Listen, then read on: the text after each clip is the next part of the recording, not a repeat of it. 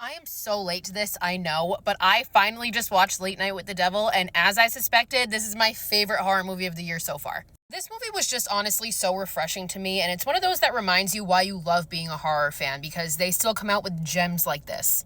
It was so unique, it was so campy, it was so nostalgic. The first thing I want to point out about this movie that I fucking loved was the practical effects. I actually had to Google if Tom Savini did the effects on this movie, and that is a high ass fucking compliment.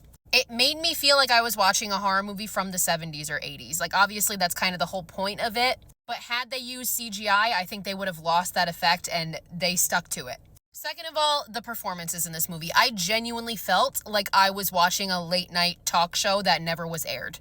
The performances were convincing, they were entertaining, you loved who you were supposed to love, you hated who you were supposed to hate. The actual possession scenes, I think, were phenomenal. Like, the makeup that was done on the girl, it wasn't too over the top, but it was still scary as fuck and effective. Not trying to spoil anything, but the kills are unexpected and, like, super gruesome. I like the ending, the whole dynamic between Jack and his wife.